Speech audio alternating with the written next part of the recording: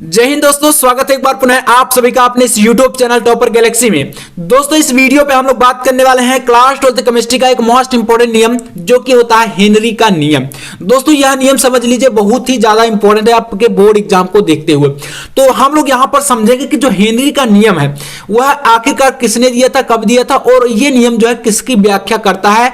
ये आप अगर माइंड में बैठा ले गए तो इसकी जो परिभाषा है इनको आप भूल जाइए, परिभाषाओं को बिल्कुल आप माइंड से निकाल दीजिए। परिभाषा आपको रटना नहीं है, आपके पास इतना टाइम नहीं रटने का। मैं आपको अपने जो एक एक्सपीरियंस के अनुसार जो है आपको जो है समझाऊंगा कि आपको किसी भी चीज को देखिए रटना नहीं होता। सबसे पहली बात तो यही है, रटा हुआ हमेशा भूलता है और माइंड में अगर जो है आपने शिफ्ट कर लिया तो वो आपको कभी नहीं भूलेगा और आपके पास टाइम कम है तो रटना बिल्कुल नहीं है। चलिए शुरू करते हैं। यहाँ पर सबसे पहले समझिए कि जो हेनरी का नियम है वह किसने और कब दिया था। तो देखिए सन 1803 ईस्वी में हेनरी द्वारा दिया गया यह नियम किसी द्रव में गैस की विलेयता पर दाब के प्रभाव को दर्शाता है। यानी दोस्तों जो आपका हेनरी का नियम होता है ये क्या करता है, तो मतलब किसी द्रव में, यानी कि कोई द्रव होगा उसमें आप गैस मिलाएंगे तो गैस की जो विलेयता है और उस पर आप लोग जो है दाब लगाएंगे तो मतलब वह कितनी जो है उसमें घुलती है, मतलब उस द्रव में, वो आपका जो है बताता है हेनरी का नियम। जैसे मान लीजिए फॉर एग्जांपल हमारे पास कोई एक पात्र है ऐसा, ठीक है, ये हमारे पास एक कोई बर्तन है या पात्र है। अब इसमें आपके पास क्या है, यहां पर आपका जो है द्रव है, इसमें ठीक है, क्या है, द्रव है। और इसी द्रव में अगर आप लोग इसमें जो है गैस घोले, ठीक है, क्या घोले, गैस, तो आप इसमें देखिए जब हम लोग इसमें गैस घोलेंगे तो ऐसे तो ये घुलेगी नहीं, तो इसमें क्या होगा, कुछ दाब भी लगाएंगे, यानी कि इसमें जो है प्रेशर पड़ेगा।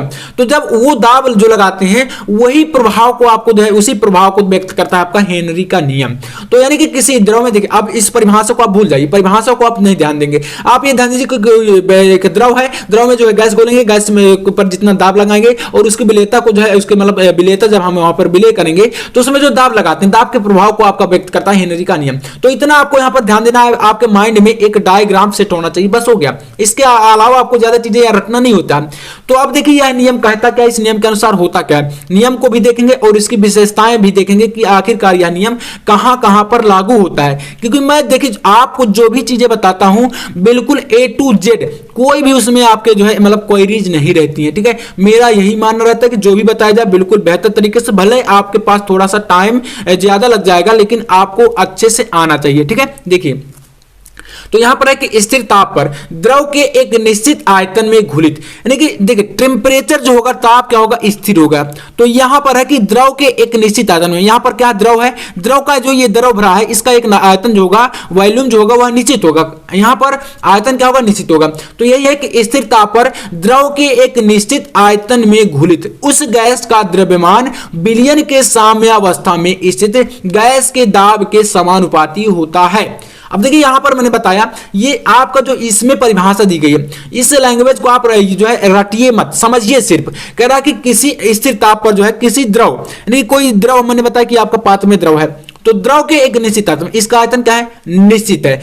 तो एक निश्चित आयतन में घुलित, घुलित मतलब यहां पर इसमें जो है द्रव में एक गैस आप लोग घोल रहे हैं तो घुलित उस गैस का द्रव्यमान, जो गैस है इसका द्रव्यमान जो आपका विलयन बनेगा, तो उस विलयन में जो है साम्यावस्था में जो स्थित गैस के दाब के, जो गैस यहां पर घोलने पर जो इसमें जो प्रेशर डाल रहा है उसी दाब के समानुपाती होता है।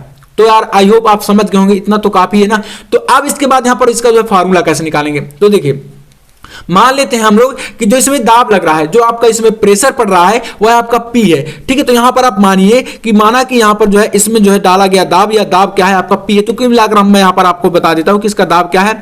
ये अगर इसमें दाब जो है P लग रहा है और गैस का आपका जो है गैस है जो इसका द्रव्यमान कराना कि गैस का द्रव्यमान विलयन के साम्यावस्था में स्थित है गैस के दाब के समानुपाती होता है। तो हम यहां पर लिख देते हैं कि जो गैस होगी, गैस का आपका क्या होगा, द्रव्यमान, गैस का द्रव्यमान मान लेते हैं कि क्या है आपका स्मॉल m है, ठीक है। तो अब इसके जो नियम है, ये नियम जो कह रहा है, इस नियम के अनुसार आपका क्या बन रहा है कि जो आपका m है, ठीक है, जो m है वह दाब P के क्या है, समानुपाती है। यानी क्योंकि यहां पर पहले ही बताया कि जो इसका द्रव्यमान होगा गैस का वह आपका साम्य अवस्था में गैस के दाब के समानुपाती, यानी कि गैस का द्रव्यमान दाब के समानुपाती है, यानी कि जो आपका m होगा वह आपका समानुपाती होगा P के। इतना आपका बना। अब देखिए इसके बाद क्या करना है आपको, इतना करने के बाद आपको यहाँ पर जो इसको हटाना है समानुपाती नियतांक को, तो यहाँ पर हो जाएगा m इक्वल टू क्या होगा, k लगा देना है, k p हो जाएगा।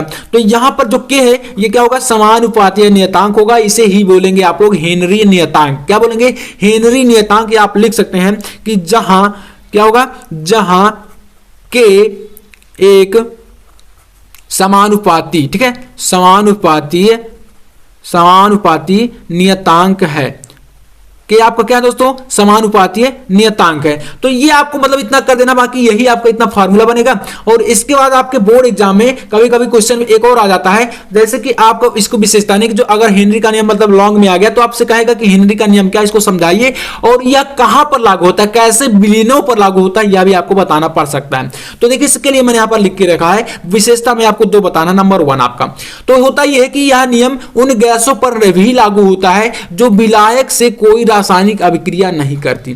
मतलब दोस्तों ऐसी गैसें जो कि विलायक, यानी कि विलायक आप मान के चलिए जैसे जल हो गया, तो उन गैसों पर लागू हो जाता है नियम जो कि विलायक से कोई रिएक्शन ही नहीं करती, कोई भी रासायनिक अभिक्रिया नहीं करती, उन गैसों पर भी लागू हो जाता है आपका हेनरी का नियम। तो आई होप आप इसको यार समझ गए होंगे। इसके बाद आपका एक और है दूसरा क्या कह रहा है, देखिए तो सेकंड नंबर है आपका कि यह नियम उन गैसों के लिए कभी नहीं लागू होता। यानी कि देखिए पहली बात तो यहां पर आपको यह देखना कि यह नियम उन गैसों के लिए लागू हो जाता है जो विलायक में कोई रासायनिक अभिक्रिया नहीं करती या विलायक से कोई अभिक्रिया नहीं करती।